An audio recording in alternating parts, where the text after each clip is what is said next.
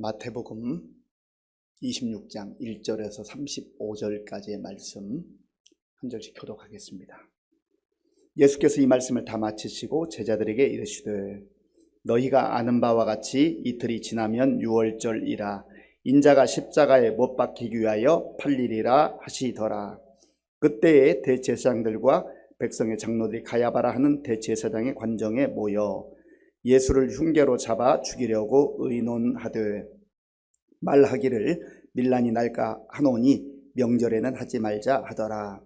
예수께서 베다니 나병 환자 시몬의 집에 계실 때에 한 여자가 매우 귀한 향유 한 옥합을 가지고 나와서 식사하시는 예수의 머리에 부으니 제자들이 보고 분개하여 이르되 무슨 의도로 이것을 허비하느냐, 이것을 비싼 값에 팔아 가난한 자들에게 줄 수 있었겠도다 하거늘 예수께서 아시고 그들에게 이르시되 너희가 어찌하여 이 여자를 괴롭게 하느냐, 그가 내게 좋은 일을 하였느니라.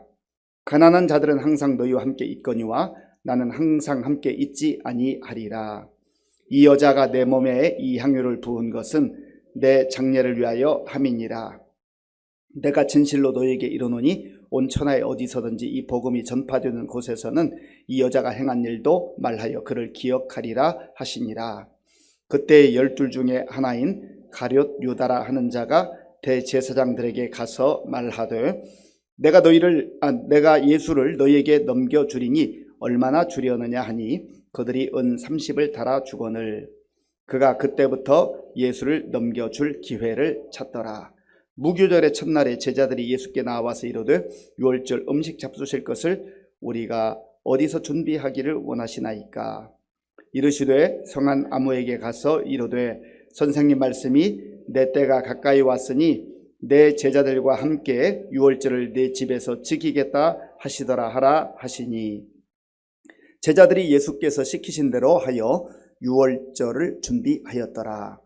저물 때에 예수께서 12 제자와 함께 앉으셨더니 그들이 먹을 때 이르시되 내가 진실로 너희에게 이르노니 너희 중에 한 사람이 나를 팔리라 하시니 그들이 몹시 근심하여 각각 여짜오되 주여 나는 아니지요. 대답하여 이르시되 나와 함께 그릇에 손을 넣는 그가 나를 팔리라. 인자는 자기에 대하여 기록된 대로 가거니와 인자를 파는 그 사람에게는 화가 있으리로다. 그 사람은 차라리 태어나지 아니하였더라면 제게 좋을 뻔하였느니라.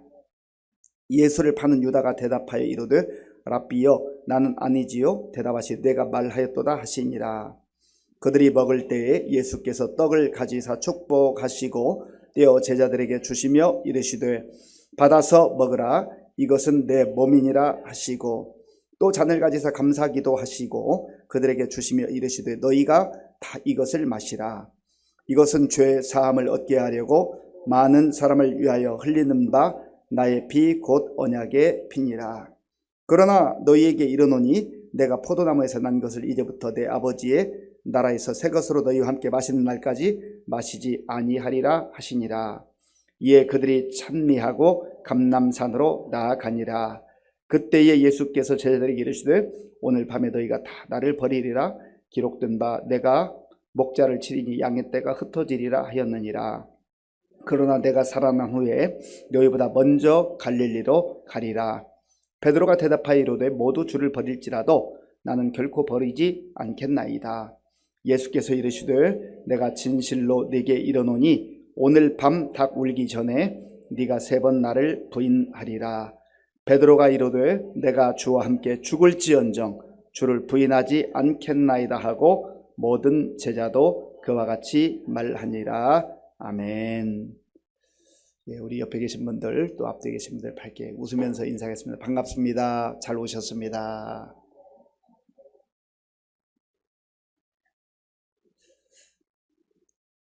제가 며칠 전에 어디를 좀 방문했는데요. 그 어린아이 둘이 이렇게 문구점에 갔다 오고 저는 이제 서점에서 이렇게 나오는 길인데 아주 밝게 웃으면서 인사하더라고요. 그래서 제가 깜짝 놀랐어요. 저 오면서도 깜짝 놀랐어요. 그냥 오 반가워. 그래 이제 잠깐 얘기하니까 문구점에 갔다 온다는 처음 봤는데 그렇게 밝게 인사를 해서 제가 아주 칭찬해주고 훌륭하다고 했습니다. 얼마나 기분이 좋았는지 몰라요. 엘리베이터 타면은 사실 정적이 흐르잖아요. 잘 모르는 사람, 낯선 사람 인사하는 게 생각보다 쉽지 않습니다. 그런데 저는 가급적 인사를 합니다. 안녕하세요, 반갑습니다. 그러면 그 사람도 목례를 하든 또 안녕하세요 이렇게 인사를 해요. 그러면 좀 분위기가 부드러워지고 좋잖아요. 그래서 우리 그리스도인들이 좀 인사를 좀 잘했으면 좋겠다. 요즘에 참 삭막해요. 그리고 사람에 대한 경계심이 얼마나 많은지 몰라요. 참 조심할 건 물론 조심해야 되겠지만 우리 예수 믿는 사람들이 좀 밝게 웃으면서 다른 거 좀 선물 못 하더라도 웃음이라도 선물을 했으면 좋겠습니다. 우리 시민교회에 다 웃는 얼굴, 웃는 삶, 교회당, 예배당 안에서만이 아니라 우리 가정에서도 일터에서도 그런 삶이 아름답게 꽃 피어날 수 있기를 바랍니다. 오늘 말씀을 보면 예수님께서 이제 6월절 이틀 전에 제자들에게 말씀하시는 내용으로 시작을 합니다. 예수님이 이제 6월절인데 인자는 자기 자신을 지칭하는 거예요. 사람의 아들로 이 땅에 오신 예수님. 죄는 없으시지만 그러나 사람의 아들로 이 땅에 오신 예수님 자신을 일컬어서 인자라고 합니다. 2절에 보니까 인자가 십자가에 못 박히기 위하여 팔리리라. 제자들에게는 이미 가이사랴 빌립보에서 베드로의 신앙 고백 이후에 분명하게 말씀해 주셨어요. 그럼에도 불구하고 제자들은 여전히 예수님이 십자가에서 죽으신다고 하는 그 구주로서의 사명은 관심을 많이 두고 있지 않는 것 같아요. 여전히 그들에게는 예수님의 기적 행하심, 능력 행하심, 병 고치는 역사, 그런 것들을 더 많이 생각했던 것처럼 보입니다. 우리가 예수를 믿을 때 하나님의 은혜 가운데에 하나님께서 뜻이 계셔서 하나님 때에 베푸시는 그 놀라운 기적과 역사를 체험할 수 있어요. 누릴 수 있어요. 그러나 그것이 전부가 아니라고 하는 것을 꼭 기억해야 됩니다. 복음을 전하기 위해서 하나님 나라가 확장되는 일에 예수님께서 병든 자를 고치시기도 했고 또 심지어 안전에 일으키시며 죽은 자를 살리시기도 했지만 그러나 예수님이 궁극적으로 한 걸음 한 걸음 하나님의 때에 십자가를 향하여 가시는 그 발걸음을 보게 되는 것입니다. 우리 신앙생활도 마찬가지예요. 물론 우리가 정말 하나님의 특별한 은혜 가운데 지금과 같이 예수 믿는다고 해서 우리가 큰 환난을 겪거나 박해를 당하거나 고통을 당하거나 그러지는 않잖아요.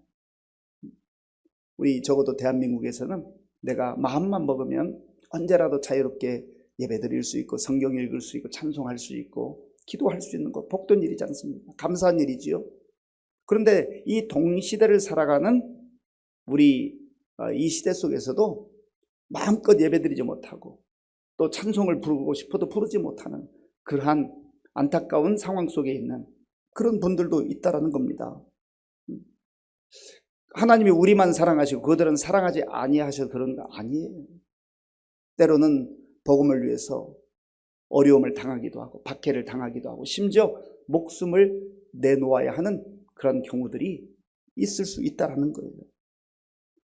지금 예수님께서 십자가라고 하는 그 정점을 향하여 가는데 그 당대의 영적 지도자들인 그 대제사장들과 장로들 또 바리새인들 이런 사람들은 무슨 일을 하고 있는가? 그들의 관심은 어디에 있는가? 자, 본문 3절 4절 우리 함께 읽겠습니다. 그때에 대제사장들과 백성의 장로들이 가야바라 하는 대제사장의 관정에 모여 예수를 흉계로 잡아 죽이려고 의논하되 아멘. 참 이 사람들이 예수님을 예수님으로 알아봤다면 얼마나 복된 삶을 살았겠습니까? 그들은 지금 예수님을 눈앞에서 보고 있잖아요.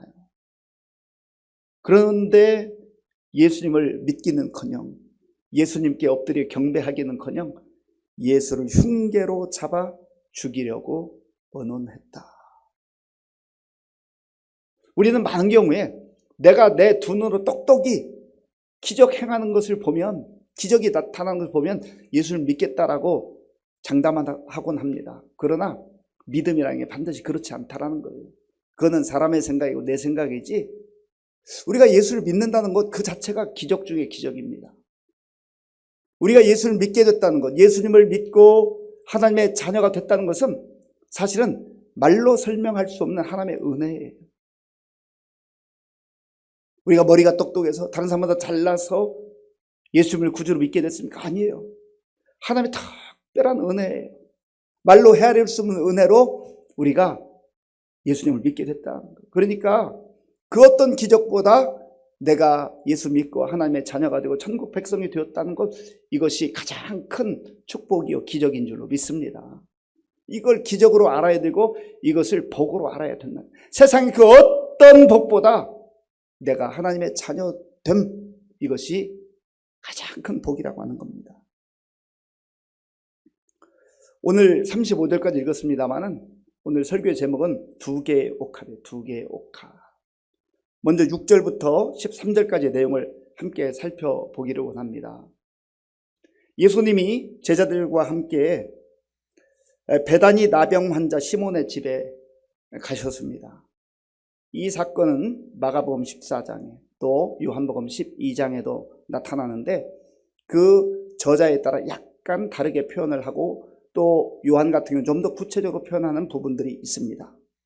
이 베다니는 예루살렘에서 그렇게 멀지 않은 지역에 있고 특별히 예수님께서 아주 많이 사랑하셨던 나사로, 그리고 나사로의 여동생들인 마르다와 마리아가 살고 있는 그런 동네이기도 합니다. 여기 나병 환자 시몬의 집에 가셨다 했는데 전에 나병 들려서 고통을 당하다가 예수를 만나서 치유의 은혜를 입은 것 같아요. 나병이 있는 가운데서는 가족들과 함께 살 수 없잖아요. 그러니까 전에 나병 환자였던, 그리고 예수님께 사랑을 받고 치유를 경험했던 그 시몬의 집에 가셔서 식사를 하고 있습니다. 그런데 어떤 여자가 예수님께 나와서 향유, 그 놀라운 향유, 값비싼 향유를 붓는 장면입니다. 자, 본문 7절 말씀, 우리 7절을 함께 읽겠습니다. 한 여자가 매우 귀한 향유 한 옥합을 가지고 나와서 식사하시는 예수의 머리에 부으니. 아멘. 한 여자가. 요한복음에서는 마리아라고 이렇게 그 이름을 명시하고 있습니다만 여기서는 그냥 한 여자라고 해요. 한 여자. 이 여자가 향유 옥합을 가져와서 예수님의 머리에 부었다. 그러니까 그 옆에 있던 제자들이 막 화내는 거예요. 8절에 보니까 제자들이 보고 분개하여 이르되, 제자들이 보고 분개하여 이르되 무슨 의도로 이것을 허비하느냐. 깜짝 놀랐던 거죠. 이 값비싼 향유를 왜 이렇게 버리느냐라는 것이죠. 여기 분개하다라는 단어는 아가나크테오라고 하는 단어인데 분노하다. 그냥 화를 주체할 수 없어가지고 막 화내는 거, 성질내는 거예요. 자기 향유도 아닌데. 따지고 보면 자기 향유도 아니잖아요. 지금 한 여자가 예수님께 자기 것 갖다 붓는데 왜 옆에서 난리를 치냐고요. 요한복음 12장 읽어보면 여기서는 제자들이라고 표현했지만 제자들도 다 같은 마음이었지만 특별히 가롯 유다가 화내면서 막 나무라는 거예요. 요한복음 12장 4절에서 6절까지의 말씀, 같이 읽어보겠습니다. 제자 중 하나로서 예수를 잡아줄 가룟 유다가 말하되 이 향유를 어찌하여 300데나리온에 팔아 가난한 자들에게 주지 아니하였느냐 하니, 이렇게 말하면 가난한 자들을 생각함이 아니요 그는 도둑이라 돈꾀를 맞고 거기 넣는 것을 훔쳐 가밀어라. 아멘. 가롯 유다가, 그러니까 다른 제자들, 여기 마태복음에서는 제자들이 했으니까 거기는 제자들이 심정적으로는 같은 심정이었던 것 같아요. 그리고 아마 여러 명이 동시에 얘기했을 수도 있어요. 이게 무슨 일이냐고, 왜 이렇게 하느냐고 할 수 있었는데 요한은 좀 더 구체적으로 가룟 유다가 화냈다. 그리고요, 가룟 유다는 아주 머리가 똑똑한 사람입니다. 순식간에 계산하는 거예요. 300데나리온의 가치가 있겠다. 아주 재리에 빠른 사람이에요. 계산을 아주 순식간에 한 거예요. 이 300데나리온. 이 정도면 어느 정도 값어치냐면 한 데나리온은 이 당시에 노동자가 아침부터 저녁까지 일해서 받는 일당을 데나리온이라고 합니다. 그러니까 300데나리온이라고 하는 것은 뭐 1년이 365일이니까 300일. 그러니까 거의 1년 연봉에 해당되는 거예요. 뭐 요즘 일당이 업종마다 좀 다르겠습니다만은 만약에 10만 원이라고 계산한다면 곱하기 300하면 3천만 원, 3천만 원. 이 300데나리온은 아마 이 여인에게 있어서 전 재산이었을 것으로 여겨집니다. 그러면 가룟 유다는 아주 명석하게 이 값을 계산했다고 했잖아요. 그리고 그가 하는 말이 이것을 그렇게 허비하지 말고 차라리 팔아가지고 그 돈으로 가난한 사람들 나눠줬으면 인심 쓰고 얼마나 좋았겠느냐. 말은 멋있게 해요. 그런데 성령 하나님께서 요한을 통해서 그의 마음을 간파하신 거예요. 실제로는 그가 가난한 사람들 생각하는 게 아니라 그냥 아까운 거예요. 그거 이 가룟 유다가 예수님의 12제자 중에 회계 역할을 맡았거든요. 그래서 이거 내가 가지고 있었으면 그 중에서 얼마를 좀 내 주머니에 이렇게 넣을 수 있었는데 그게 아깝다는 거예요.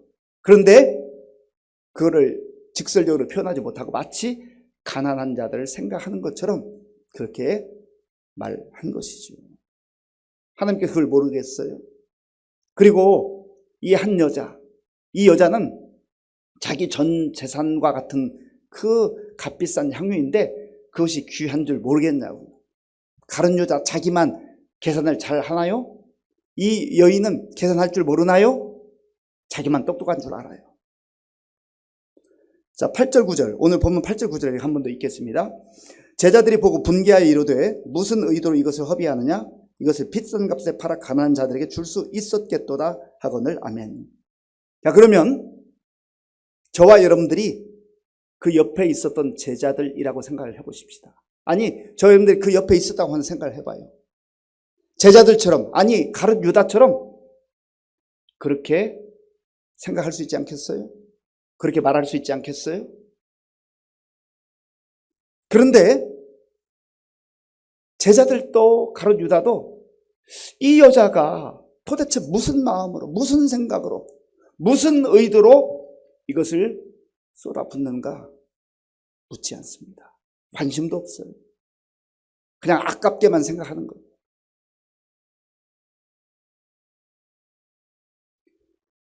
제자들의 평가, 그리고 재리에 빨랐던, 계산에 빨랐던 가룟 유다의 평가는 냉혹했습니다. 너 참 어리석구나. 그 비싼 것을 다 그게 쏟아붓냐. 그런 평가였습니다. 그런데 예수님의 평가는 무엇입니까? 10절 말씀. 10절 우리 함께 읽겠습니다.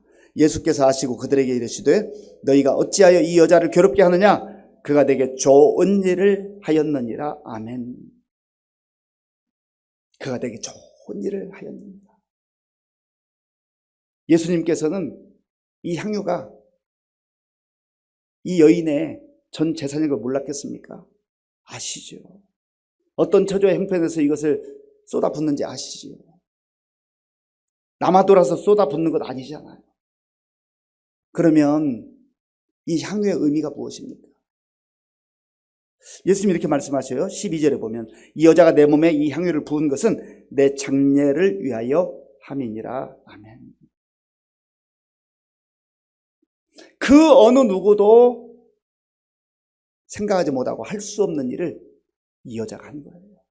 그런데 사실은 이 여자가 예수님의 장례를 준비하기 위해서, 장례에 쓰도록 하기 위해서 마치 장례에 그 시신에 이 향유를 붓는 그 마음으로 했겠습니까?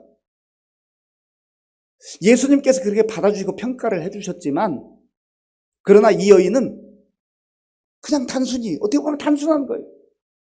내가 주님께 받은 사랑과 은혜가 얼마나 큰데, 내가 받은 사랑과 은혜가 얼마나 큰데, 내 이 전 재산이지만 내가 이거 다 주님께 드려도 나는 아깝지 않습니다. 향유와 예수님을 비교할 수 없는 거예요. 사실 이 여인이 예수님께 쏟아부은 것은 겉으로 볼 때는 향유이지만 그의 마음을 쏟아부은 거예요. 그의 사랑을 쏟아부은 거예요. 그 인생을 다 쏟아부은 거예요. 그런데 제자들은 그걸 모르는 거죠. 그걸 볼 수 없는 거예요. 못 보는 거예요. 가룟 유다는 말할 것도 없고.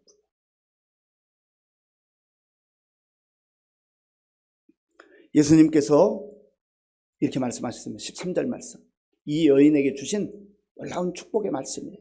13절 제가 읽겠습니다. 내가 진실로 너에게 이르노니 이 온 천하에 어디서든지 이 복음이 전파되는 곳에서는 이 여자가 행한 일도 말하여 그를 기억하리라 하시니라. 아멘.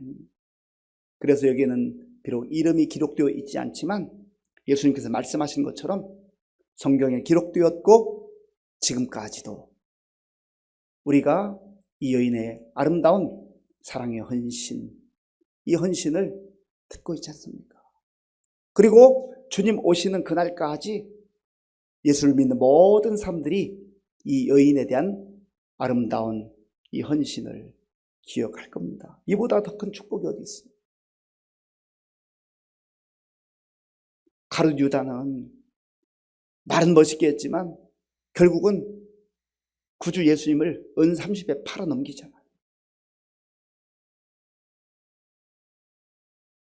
자기는 자기 딴에는 계산을 잘한다고 생각했지 모르지만 정말 세상의 계산법에는 빨랐는지 모르지만은 가룟 유다는 가장 어리석은 자로 전락하지 않았습니까? 이 여인은 무엇을 계산하고 드린 것은 아니지만 그냥 주님께 받은 사랑과 은혜가 너무 감사해서 그래서 드린 거예요. 그것뿐이에요.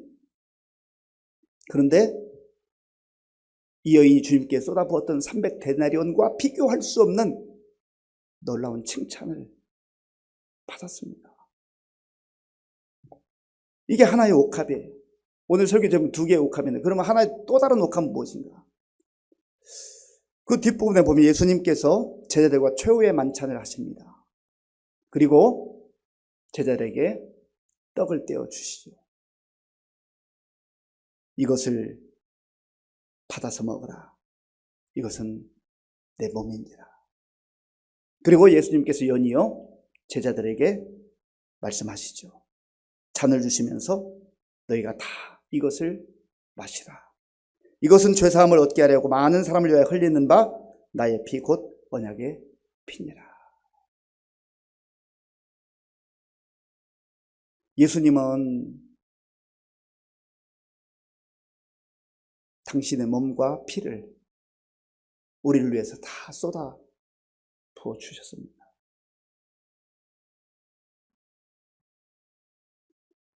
이 여인이 주님의 사랑과 은혜에 감사해서 드렸던 그 옥합도 귀하지만 그 옥합과 비교할 수 없는 주님이 가지고 계셨던 그 영광의 옥합을 저를 위해서, 여러분 각자를 위해서, 우리들을 위해서 다 깨트리시고 쏟아 부어 주신 것이죠.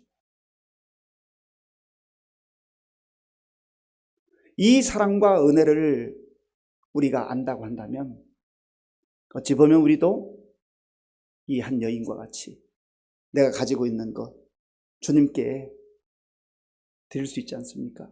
드리면서도 기쁘고 드릴 수 있기에 감사하고 그런 것 아니겠어요? 오늘 우리가 가지고 있는 옥합이 무엇입니까? 우리가 가지고 있는 시간일 수도 있어요. 우리가 가지고 있는 재능일 수도 있어요. 우리가 가지고 있는 물질일 수도 있어요. 아니 어찌 보면 이 모든 것을 합한 우리 전 인생일 수 있습니다.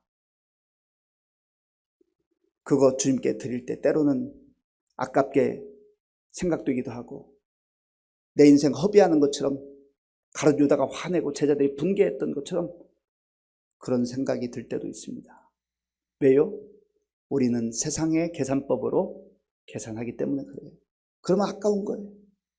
그런데 주님께서 저와 여러분들을 위해서 값으로 계산할 수 없는 그 영광의 옥합을 깨트리시고 영원한 생명, 영의 양식인 몸을 주시고 또 우리의 죄를 깨끗하게 씻으시는 그 언약의 피를 흘려주심으로 우리가 영생의 선물을 받지 않았습니까?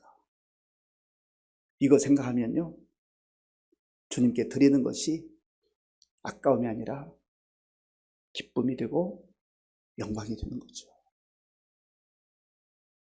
오늘 주님 앞에서 살아갈 때 사람들이 꼭 예수를 그렇게 믿어야 돼? 아니 그렇게까지 해야 돼? 우리를 어리석다고 비난하기도 하고 또 조롱하기도 할 겁니다. 그러나 주님께 받은 사랑과 은혜가 분명한 사람은 그 향유 옥합을 드리면서도 너무 기쁜 거예요. 행복한 거예요. 그리고 그렇게 드릴 수 있으니 감사한 거죠. 우리 모두 이 말씀 마음에 깊이 간직하시고 내가 드리는 그 옥합, 대단한 것 드린다고 생각하지 말고 주님께서 나에게 베풀어 주셨던, 나를 위해서 깨뜨려 주셨던 그 영광의 옥합 생각하시면서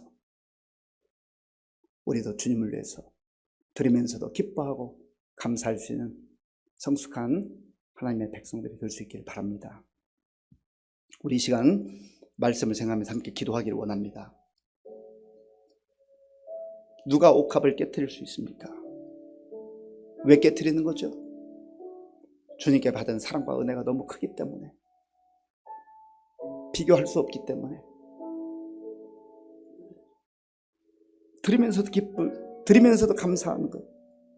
하나님, 혹시 내가 계산하며 아깝다고 생각하지 않았나요? 주님께 받은 것이 얼마나 큰데 내가 조금 드리면서도 뭐 대단한 것처럼 그렇게 우쭐댔던 것 하나님 용서해 주시고 이제 순수한 믿음으로, 순수한 사랑으로 나의 옥합을 깨트릴 수 있는 믿음을 주옵소서.